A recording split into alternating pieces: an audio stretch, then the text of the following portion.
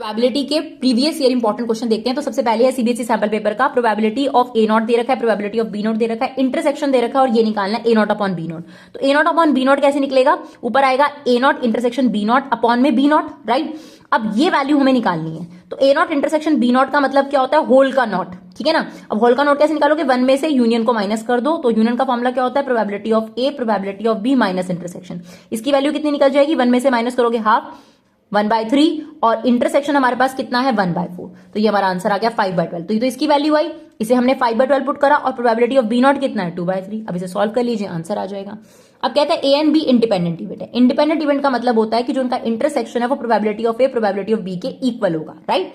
अब हमें इसकी वैल्यू फाइंड आउट करने को बोली है। तो सेम इसका मतलब क्या होगा, देखो ऊपर और नीचे सेम ही बात है, तो मैंने सेम ही फॉर्मुला यूज करा है। तो इसका मतलब क्या होगा, होल का नॉट, और दैट मीन्स होल नॉट मतलब ये। तो यही चीज हमने इस्तेमाल कर ली, सेम फॉर्मुला मैंने इस्तेमाल करा, 1 माइनस प्रोबेबिलिटी ऑफ ए कितना है 0.3, प्रोबेबिलिटी ऑफ बी कितना है 0.6 और जो इंटरसेक्शन है वो इनके मल्टीपल के इक्वल है, इसलिए 0.3 इंटू 0.6। अब आप सॉल्व करेंगे तो आंसर आ जाएगा। नेक्स्ट देखिए, probability that rain on a particular day is 50%।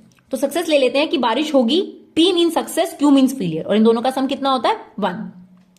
तो बारिश होगी हाफ चांसेस, नहीं होगी हाफ चांसेस। कहता है find it rain only 4 days of the week. तो एक हफ्ते में 4 दिन बारिश हुई, इसका मतलब 3 दिन बारिश नहीं हुई।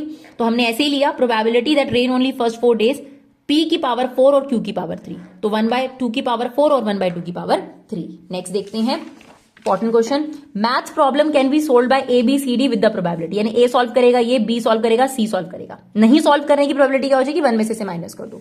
What is the probability that at most one of them solve them. देखो at most one of them का मतलब है या तो एक जना सॉल्व करेगा या एक भी जना सॉल्व नहीं करेगा, ये मतलब होता है। एट मोस्ट का मतलब होता है वो से नीचे जाओ, ठीक है ना। इसका मतलब एक भी जना सॉल्व नहीं करेगा, एक जना सॉल्व करेगा। अब एक भी जना सॉल्व ना करे, इसका मतलब ये हुआ मुझे इनकी ना की प्रोबेबिलिटी लेनी। तो क्या हो जाएगी 2/3, 3/4, 4/5, 1/3। तो ये हो गई, एक ने भी सॉल्व नहीं करी, इसकी प्रोबेबिलिटी होगी।